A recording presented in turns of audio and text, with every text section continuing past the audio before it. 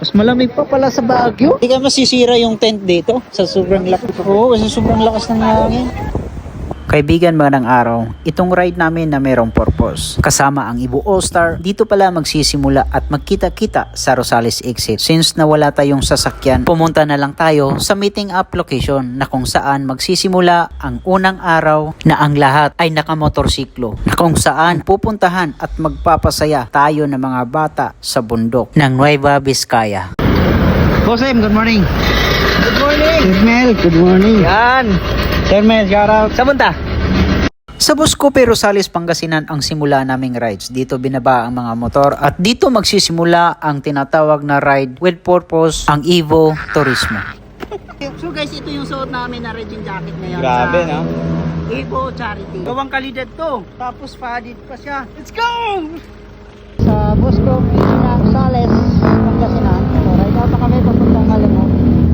Let's go! Bago kami aakyat ng Maliko, Pangasinan, kailangan namin ihanda at poltang ang lahat ng mga motor. Hindi lang motor ang ihanda, kundi ang sarili para sa daan na madadaanan namin. Panikulas na! Yay! Woo! Pamaliko na kami. Alright guys, so alalayan na natin si Madam. So guys, andito na kami sana Maliko. Ayan, dito na sila. Right? So guys, Maliko viewpoint na kami. Yan sila, oh. Enjoy sa bangkengan. Oh.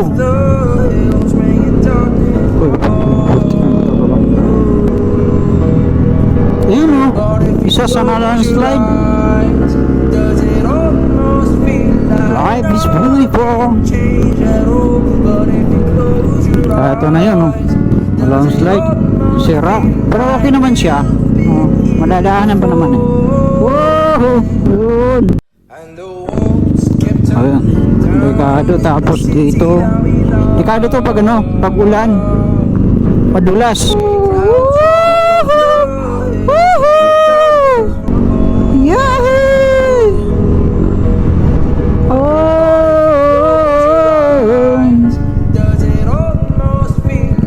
Alright, lakas ng hangin. Welcome Jack. So dito tayo.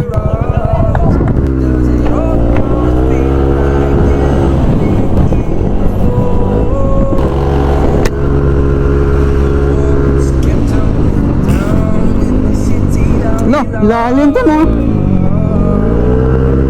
Mga kaibigan, kapag kayo ay napunta dito sa Maliko, huwag niyong kalimutan huminto dito sa Tres of Us. Napakaganda naman talaga na nasa tuktok ka na talaga ng bundok at magandang tanawin. Dito kami doon. Ito yung sinabi ko kanina, sobrang liit na. Ayan.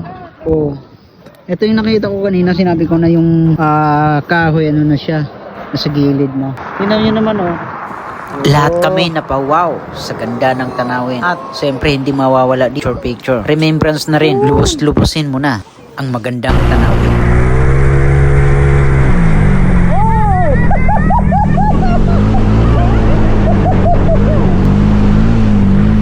Bago man magdilim, dito muna kami magpapalipas ng gabi dito sa Kindao campsite. Napakalamig naman talaga at malakas na hangin. Ingat, ingat! Back boy! Kaya! Mahirap yung daan eh. No? Bantayan natin dito kasi patagal makababa doon. Tapos ito traffic natin. Tayo nang huli. Okay na ang lahat. Ang tanong, lo. Uy, saan ba to? Welcome to Kindao. Ayo, Kindao. Oo, campsite. Dikit na yung sticker. Ayun no. Kindao. Dikit na natin ng sticker. Oh, shish! Talaga mahirap yung daan, no? Bakit kaya siya tinatawag na Kindao, no? Tapos yung daan, semento siya, pero, wow! Talagang campsite eh. Semento naman siya, pero, bato-bato. Pero pagdating doon, oh, dito kami overnight. 2 araw kami dito. Malamig. Talaga, uy! Ang tagas na. Oh, lakas ng hangin. Pinalibag ako. Oh, talagang 4x4 ang dito, no? Yan. At least safe tayo bumaba. Diba?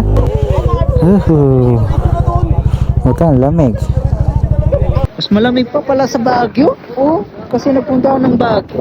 Kaya-kaya. Pero ito, Lakas ng hangin. Tapos, nandun na sila si boss eh. Ay, dito daan. Walang saksakan, walang kuryente. Kailangan na ito, lampara. Hindi ka masisira yung tent dito sa sobrang lakas. Oo, kasi sobrang lakas ng hangin. Chef, okay na yan. Baka diretso na aritaw yan bukas eh.